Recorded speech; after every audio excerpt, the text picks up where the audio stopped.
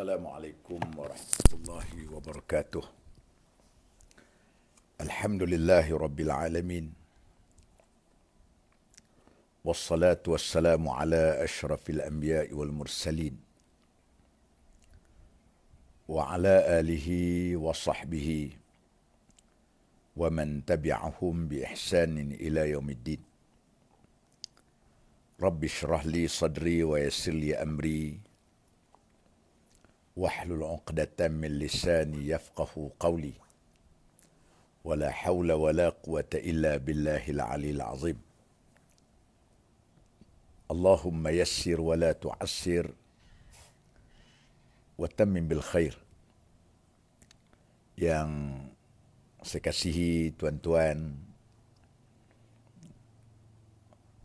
puan-puan, sidang penuntun, pendengar yang setia, semoga diberikan rahmat, kesihatan oleh Allah Subhanahu wa taala. Alhamdulillah, kita sekali lagi kita bertemu di ruang maya ini di dalam satu majlis zikrullah.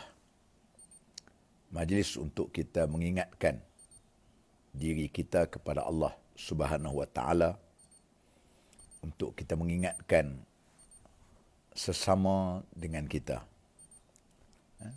untuk kita membolehkan supaya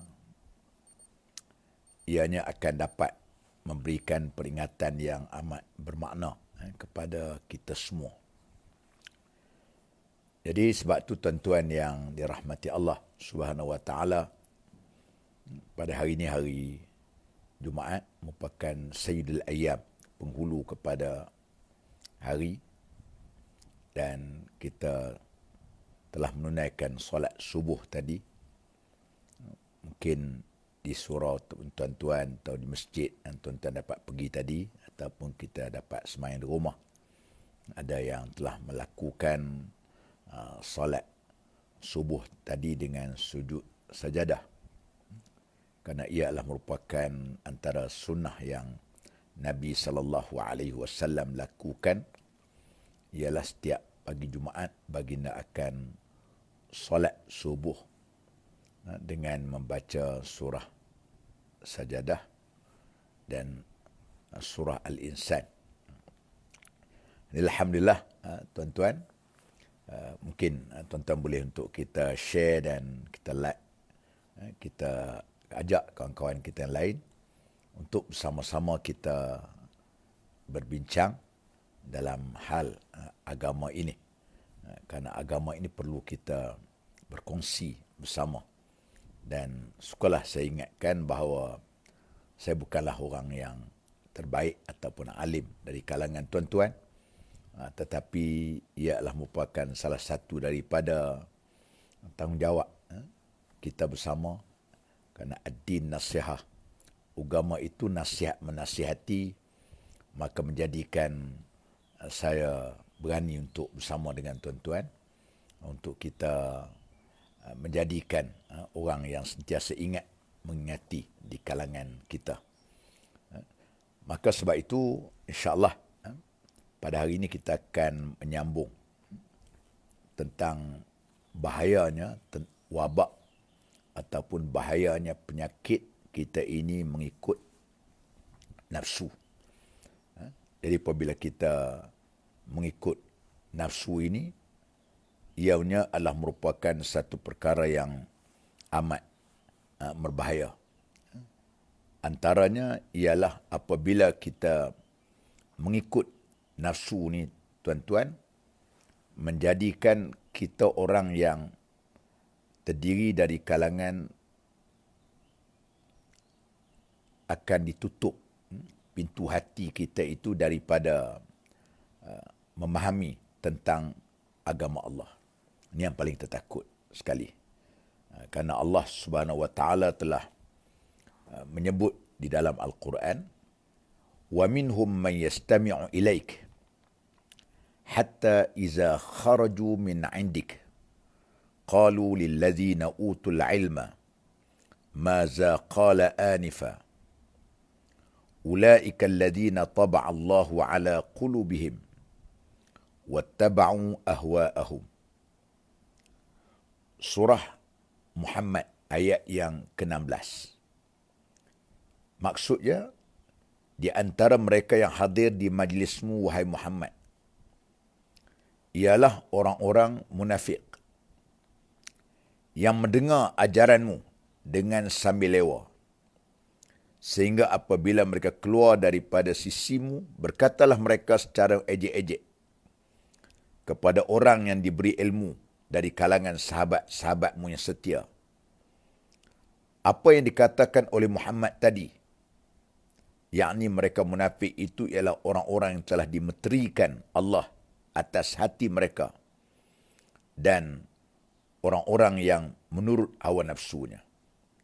Jadi syahid ataupun petunjuk daripada ayat ini, ulaika allazina taba'allahu ala qulubihim wattaba'u ahwa'ahum. Na'udzubillah. Yakni orang yang telah dicop ataupun yang telah pun ditemeteri hati mereka itu, sehingga kan mereka telah mengikut nafsu mereka. Inilah yang na'udzubillahi min zalik. Apabila kita ikut nafsu ni, yang paling kita takut sekali ialah apabila hati kita dicop, disil, menjadikan kita sukar untuk nak menerima ataupun nak mengikut telunjuk yang diajar di dalam agama kita. Dia rasa macam tak ada benda macam saya sebut semalam, seperti curah air di dalam daun keladi. Masuk telinga kanan, keluar telinga kiri, masuk telinga kiri, keluar telinga kanan. Sebab hati dia tak boleh terima. Na'udzubillah. Dia sukar untuk menerima hati dia pasal ulaika allazina taba'allahu ala qulubihim, di mana mereka itu, hati mereka itu telah pun dicop, yang telah pun ditemeterikan hati dia, menyebabkan wattaba'u ahwa'ahum, menyebabkan mereka ini mengikut nafsu mereka. Mengikut nafsu mereka. Jadi apabila kita sampailah ajaran apa benda sekali, macamlah pokok munafik ni di zaman Nabi SAW. Sedangkan mereka tu tahu Nabi tu dapat wahyu, kan? Watak Nabi ni watak yang baik. Mereka kenal baginda SAW sejak daripada kecil lagi. Sejak daripada kecil lagi, mereka tahu sejarah yang diceritakan, malahan di dalam kitab Ahlul Kitab sendiri pun menceritakan tentang apa baginda sallallahu alaihi wasallam, ya'rifunahu kama ya'rifuna abna'ahum. Ahli kitab pun sama, yang tak beriman pun sama, mereka itu orang yang mengikut nafsu, mereka tak boleh terima untuk kebenaran ataupun tak boleh nak ikut ajaran yang diajar oleh agama Allah Subhanahu wa taala. Punca dia sebab mereka itu telah pun mengikut nafsu mereka. Wattaba'u ahwa'ahum. Mereka itu telah mengikut nafsu, menjadikan mereka terdiri dari kalangan manusia yang jauh daripada petunjuk Allah Subhanahu wa taala. Na'udzubillah. Itu yang pertama. Dan yang keduanya, bahayanya nafsu ini, tuan-tuan, menjadikan kita itu orang yang rakus kepada dunia. Dia apabila ikut nafsu ini, dia akan menjadi manusia yang rakus terhadap dunia itu sendiri. Mereka menjadi rakus. Kerana, ialah macam kita tahu semua, dunia ni benda yang nampak depan kita. Depan kita. Dalam diri kita pula, Allah Ta'ala lontarkan dalam diri kita, fa'alhamaha fujuraha wa taqwaha. Dalam diri kita ini adanya sifat fujur, nafsu jahat, dan juga nafsu baik. Maka menjadikan kita ini adalah terdiri dari kalangan orang yang akan terikut-ikut dengan nafsu tadi. Kerana nafsu ni mudah orang nak ikut, pasal nafsu tu dekat dengan mata kita. Dekat, sedangkan hak apa yang disuruh oleh agamanya, dari segi benefitnya, faedahnya, bonusnya, rewardnya, akhirat. Sebab tu nafsu dia lebih kenan benda hak depan mata dia. Dia tak suka hak yang benda hak tak nampak. Benda yang dia anggap sebagai imaginasi, khayalan pada dia. Dia nampak hak depan tu. Jadi akhirnya kita tengok manusia yang macam ni, dia menjadi orang yang rakus terhadap dunia. Kalau setakat cari dunia itu, bukan kita sebut dunia tak penting. Penting. Kerana dunia itu merupakan mazra'atul akhirah. Dunia itu merupakan ladang akhirat. Dunia itu jambatan kita untuk sampai kepada akhirat. Tapi apabila kita ikut nafsu ni tuan-tuan, menjadikan kita adalah orang yang telah pun menjadikan matlamat kita itu untuk rebut kepada rakus pada dunia, dan kita meninggalkan suruhan-suruhan yang datang daripada agama. Kerana nafsu itu yang menguasai terhadap diri kita. Ini yang kita tak nak. Sebab tu akhirnya macam kita kata malam lah. Mereka akan sanggup kadang-kadang berbunuh. Mereka sanggup untuk menipu. Mereka sanggup untuk nak ambil benda-benda bukan hak dia, sama ada melalui rasuah, sama ada melalui makan harta anak yatim, sama ada melalui tipu, muslihat, macam-macam dia boleh buat. Sebab dia rakuh terhadap dunia. Dia tak nampak dah. Tak nampak. Dia tak nampak tentang bahayanya. Hak yang dia makan tu ialah merupakan bara neraka. Dia tak nampak. Dia tak nampak. Sebab apa jadi begitu? Kerana yang tadi. Sebab tu kadang-kadang kita kesian hak orang yang kadang-kadang ditangkap oleh SPRM. Umur dah tua dah. Umur sudah tua. Dah lanjut umur dia. Tiba-tiba kerana terlibat dengan kes makan rasuah sebagai padahal dia, kalau kita nak fikir, dia pun dah kaya dah. Banyak dah. Apa lagi yang nak lagi. Tapi pasal apa? Nafsu yang bertakhta dalam hati, nafsu yang telah menjadi raja dalam diri dia, menyebabkan dia buat apa saja yang dia nak lakukan. Inilah yang kita tak nak, yang kita tak mau tuan-tuan, apabila nafsu itu yang kita ikut. Ini menjadikan kita adalah orang yang salah dan silap. Itu yang kedua. Yang ketiga, bahayanya nafsu ini ialah kita menjadi orang yang putus asa dan kita menyalahkan takdir. Na'udzubillahi min zalik. Dia apabila nafsu ni kita ikut, jadi akhirnya kita sudah hilang untuk kita nak fikir secara waras. Secara waras. Maka kita menyalahkan takdir yang Allah Ta'ala bagi kepada kita. Sebab tu Allah Ta'ala telah menyebut dalam Al-Quran, dia kata apa?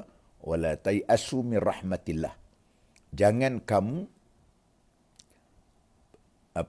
putus asa. Jangan kamu menjadi orang yang kecewa, menjadi jauh daripada rahmat Allah Subhanahu wa Ta'ala. Kerana Allah Subhanahu wa Ta'ala ini telah menjadikan kita ini apa yang kita mampu untuk hadapi, insya-Allah.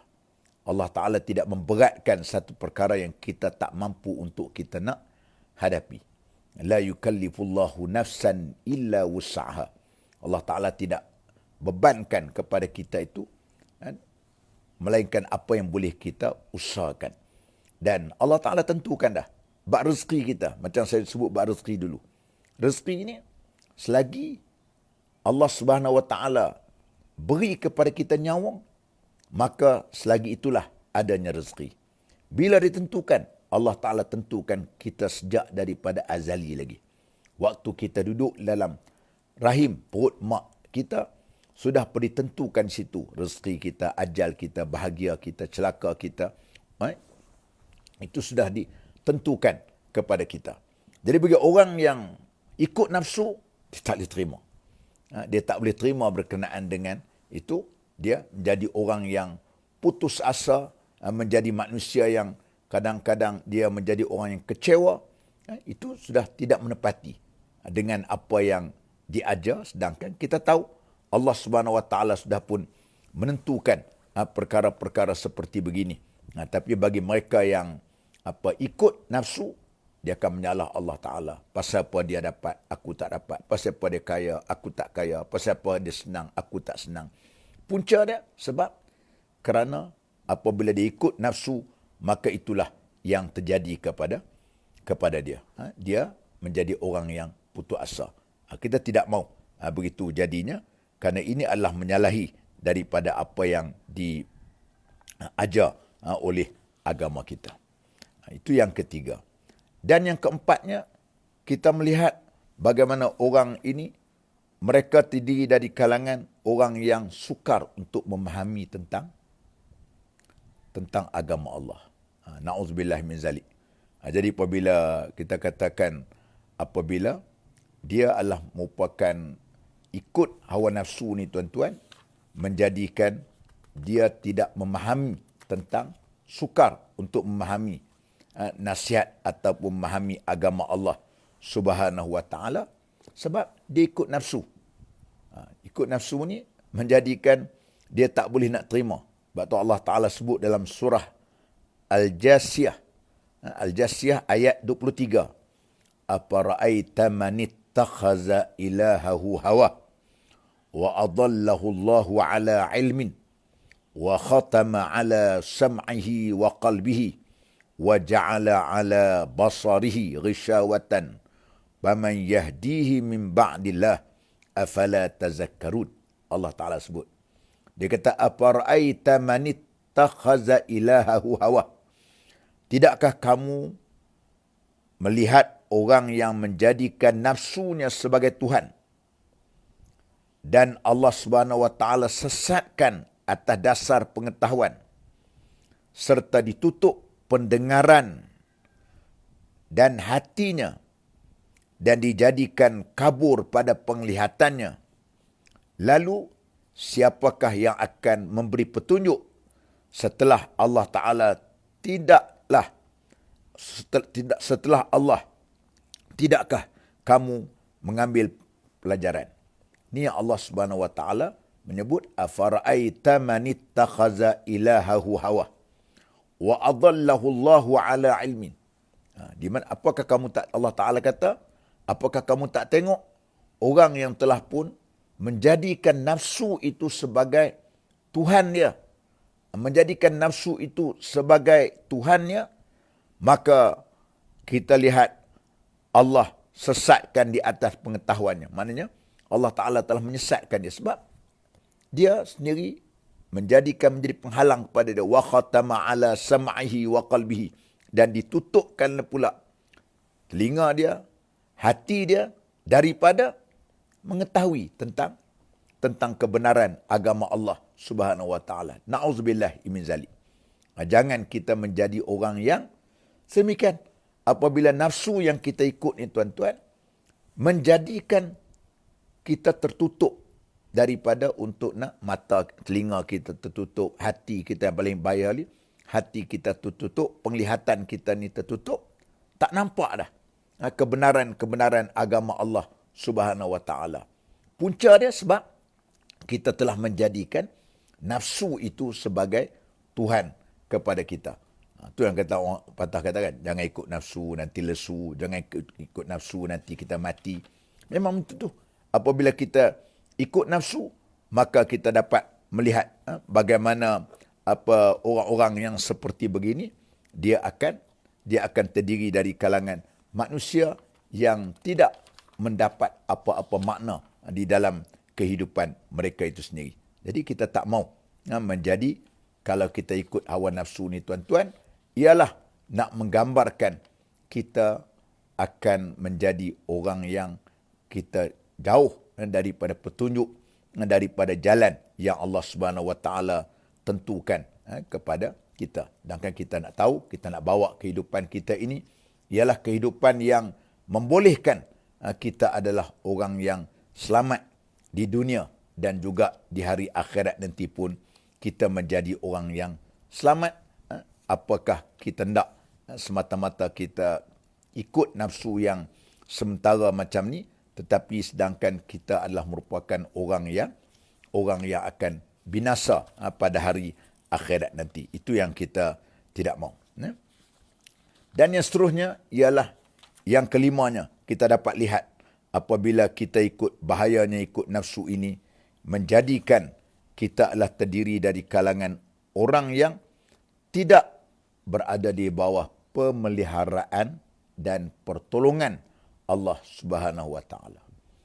Jadi kalau kita tak dapat pertolongan Allah Subhanahu Wa Taala ni tuan-tuan, ke mana lagi kita nak lari? Kita nak dapat pertolongan kalau Allah Taala tak tolong kita.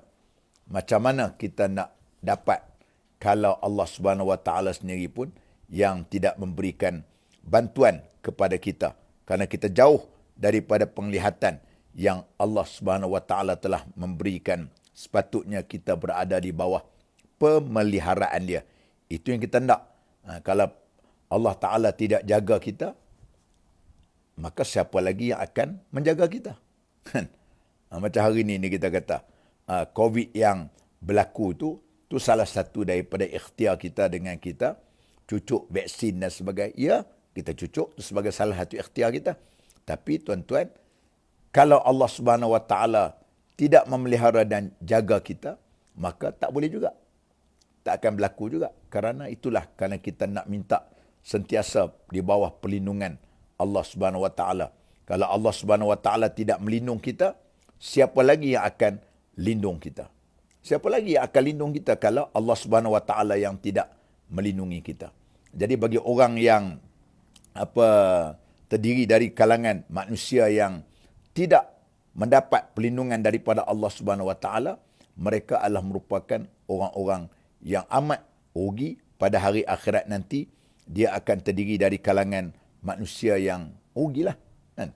Kalau kita atas dunia ni, kalau pertolongan Allah Ta'ala tidak datang, maka kita tidak ada benda yang hidup atas dunia ni yang memang kita katakan, orang panggil seolah-olah macam tidak ada makna dalam kehidupan kita. Kerana Allah Ta'ala tidak akan berikan kepada kita itu petunjuk. Macam mana Allah Subhanahu Wa Ta'ala mengatakan dalam surah Al-Furqan. Al-Furqan ayat 43. Ara'aita man ittakhaza ilahahu hawa afa anta takunu alaihi wakila. Nampakkah, maknanya kamu tengok tak wahai Muhammad, keburukan keadaan orang yang menjadi hawa nafsunya itu Tuhan yang dipuja lagi ditaati, maka dapatkah engkau menjadi pengawas yang menjaganya jangan sesat? Jadi kalau orang yang mengikut nafsu, maka tidak boleh, tidak ada di bawah pengawalan. Allah Subhanahu Wa Taala sendiri pun tidak akan memberikan bentuk pertolongan ataupun pengawalan kepada dia, kerana Tuhan sendiri yang tidak akan memelihara kepada dia. Kalau kita ikut nafsu, bila Tuhan tidak pelihara kita, kita tidak ada apa-apa makna. Sebagaimana yang selalu kita sebut, hasbunallah wa ni'mal wakil. Kita serah segala apa yang kita lakukan itu. Allah Ta'ala akan pelindung kita, jadi kita. Kita tahu wallahu khairul hafizin. Allah Ta'ala itu merupakan sebaik-baik pelindung. Tapi apabila kita mengikut nafsu, maka sudah tentulah pelindung kita sudah tidak lagi Allah Subhanahu Wa Ta'ala. Kalau bukan Allah Ta'ala menjadi pelindung kita, siapa lagi? Siapa lagi? Inilah yang paling kita takut sekali. Na'udzubillahi min zalik. Kita bimbang, takut COVID yang berlaku ni pun, takut Allah Ta'ala tidak melindungi kita. Allah Ta'ala tidak melindungi kita. Mungkin dengan maksiat saya, maksiat kita semua, dosa saya, dosa tuan-tuan semua, menjadikan kita ni menjadi ikut nafsu. Akhirnya Allah Subhanahu Wa Ta'ala tidak memberi pertolongan kepada kita. Apa hebat macam mana pun tuan-tuan, kerana Allah Ta'ala tunjuk dalam isu COVID ni bagaimana kita tengok virus yang kecil yang tak boleh dikesan oleh manusia. Hari ni kita dah hidup dalam keadaan yang trauma sebenarnya. Trauma. Kita pegang besi, kita dah rasa besi itu ada virus. Kita bercakap dengan orang macam seolah-olah virus itu berpindah kepada kita. Ni keadaan yang berlaku hari ni. Perasaan jadi gerun, takut benda itu. Kalau kita kata tak percaya, takut ada sungguh. Takut ada sungguh benda itu. Jadi menyebabkan ini Allah Ta'ala telah tarik sebahagian daripada nikmat yang ada kepada kita. Sebab kita takut sekali apabila kalau Allah Ta'ala tidak pelihara kita. Itulah yang kita minta dalam kita nak memerangi pandemik COVID ini. Selain daripada kita berusaha dengan pakai face mask, kita berusaha untuk menjaga SOP sebagainya, jangan lupa di sana kita kena banyak berdoa kepada Allah Subhanahu Wa Ta'ala. Mungkin doa saya tak diterima, tapi doa tuan-tuan Allah Ta'ala terima. InsyaAllah kurang-kurangnya dapat menyelamatkan masyarakat kita dan juga negara kita kepada kehidupan yang normal. Kita bimbang kalau takut perkara-perkara ini berterusan. Sebab itu tadilah kita katakan tadi, takut pertolongan Allah Subhanahu Wa Ta'ala tidak tolong, maka menjadikan ianya akan tidak mendatangkan apa-apa faedah dalam hidup kita kalau tanpa bantuan yang datang daripada Allah Subhanahu Wa Ta'ala. Jadi saya rasa itulah untuk sekadar pada pagi ini. Semoga ianya akan dapat memberikan manfaat kepada diri saya terutamanya, kepada tuan-tuan yang dirahmati Allah Subhanahu Wa Ta'ala. InsyaAllah kita akan bertemu lagi di siaran yang sama pada besok pagi dalam pukul 7 pagi. InsyaAllah kita akan bertemu di siaran Tazkirah Ringkas daripada saya. Dan marilah sama-sama kita menghadiahkan pagi-pagi ini pada ibu dan ayah kita supaya mereka dapat hidup bahagia di alam barzakh sana terutamanya, dan juga pada ibu bapa kita yang masih lagi hidup. Kita berdoakan untuk mereka. Al-Fatihah. A'udzubillahi minasyaitanirrajim. Bismillahirrahmanirrahim. Alhamdulillahi rabbil alamin. Ar-Rahmanir-Rahim. Maliki yaumiddin. Iyyaka na'budu wa iyyaka nasta'in. Ihdinas siratal mustaqim. Siratal ladzina an'amta 'alaihim ghairil maghdubi 'alaihim waladdallin. A'udzubillahi minasyaitanirrajim. Bismillahirrahmanirrahim. Alhamdulillahi rabbil alamin. Wassalatu wassalamu ala asyrafil anbiya'i wal mursalin wa ala alihi wa sahbihi ajma'in. Ya Allah, ya Tuhan kami, ampunlah dosa kami ya Allah. Ampun dosa ibu bapa kami yang melihara kami daripada kecil hingga dewasa ya Allah. Ya Allah, ya Tuhan kami, kasihkanlah ibu bapa kami sebagaimana mereka berdua kasih kepada kami ya Allah. Permudahkanlah perhitungan terhadap ibu bapa kami dan juga terhadap diri kami ya Allah. Ya Allah, ya Tuhan kami, jangan kau cabutkan nyawa kami dalam keadaan kami bergelumang dengan dosa dan maksiat ya Allah. Ya Allah, ya Tuhan kami, kau berikanlah kekuatan, kemenangan kepada saudara-saudara kami di Palestin ya Allah, untuk memperjuangkan bumi Aqsa, untuk melawan tentera-tentera Zionis laknatullah ini ya Allah. Ya Allah, ya Tuhan kami, kau berikanlah kekuatan iman kepada kami dan kekuatan Islam dalam diri kami ya Allah. Ya Allah, ya Tuhan kami, jauhkanlah diri kami, masyarakat kami dan juga jiran tetangga kami, anak isteri kami, anak menantu kami daripada wabak COVID ini Allah. Allahumma inna na'udzubika minal baras wal junun wal juzam wa min sayil asqam. Bismillahilladzi la yadurru ma'asmihi syai'un fil ardi wa la fis sama' wa huwa as-sami'ul alim. Bismillahilladzi la yadurru ma'asmihi syai'un fil ardi wa la fis sama' wa huwa as-sami'ul alim. Bismillahilladzi la yadurru ma'asmihi syai'un fil ardi wa la fis sama' wa huwa as-sami'ul alim. Sallallahu ala sayyidina Muhammad wa ala alihi wa sahbihi ajma'in. Walhamdulillahi rabbil alamin. Aqul qawli hadza wa astaghfirullahal azim li wa lakum. Wassalamu alaikum warahmatullahi wabarakatuh.